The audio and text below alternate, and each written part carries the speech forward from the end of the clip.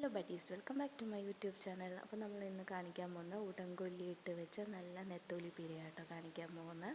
അപ്പോൾ വീഡിയോ കണ്ട് ഇഷ്ടപ്പെട്ടാൽ ലൈക്ക് ചെയ്യാനും ഷെയർ ചെയ്യാനും സബ്സ്ക്രൈബ് ചെയ്യാനും മറക്കരുതേ. അപ്പോൾ എന്തൊക്കെ ഇൻഗ്രീഡിയൻസാണ് വേണ്ടതെന്ന് ഞാൻ കാണിച്ചു തരാം.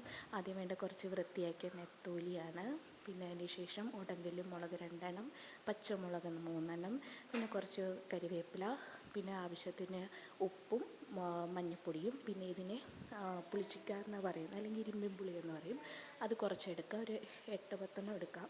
പിന്നെ അതിന് ശേഷം ഒരു പിടി ഇത് കുഞ്ഞുള്ളി, പിന്നെ ഇഞ്ചി വെളുത്തുള്ളി ചതച്ചത്, പിന്നെ കുറച്ച് പീര, ഇത്രയും മതി. പിന്നെ കുറച്ച് വെള്ളം വേണം. വെള്ളം എന്ന് പറഞ്ഞാൽ ഒരു ഇത്തിരിക്ക് മാത്രം ഒഴിച്ചാൽ മതി.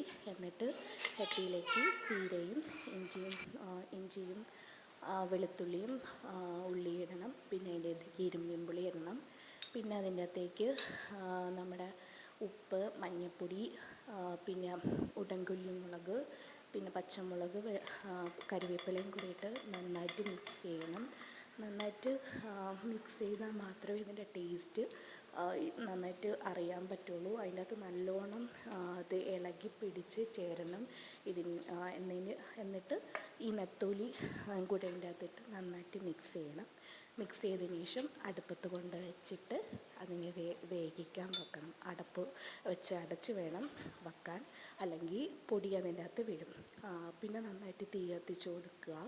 എന്നിട്ട് കുറച്ച് നേരം കഴിഞ്ഞിട്ട് അത് തിളച്ചൊന്ന് നോക്കണം.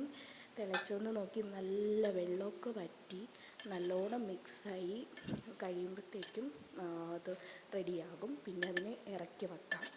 ഇറക്കി വെച്ചതിന് ശേഷം നമുക്ക് സെർവ് ചെയ്ത് കഴിക്കാവുന്നതാണ്. അപ്പോൾ ഇത് നമ്മൾ അടുപ്പത്തിന് തിളയ്ക്കുന്നതാണ്. നമ്മൾ ഇറക്കിയപ്പോഴത്തേക്കും ഇങ്ങനെയാണ് വരുന്നത്. കാണാൻ ലുക്കില്ലെങ്കിലും ഭയങ്കര ടേസ്റ്റാണ്. എരിവില്ലാന്ന് വിചാരിക്കേണ്ട. ഉടംകൊല്ലിയും മുളകെന്ന് വെച്ചാൽ നല്ല എരിവുള്ള സാധനമാണ്. അപ്പോൾ വീഡിയോ കണ്ട് ഇഷ്ടപ്പെട്ടാൽ ലൈക്ക് ചെയ്ത് ഷെയർ ചെയ്യാൻ മറക്കണ്ട. Tata bye bye. അടുത്ത വീഡിയോയിൽ കാണാം.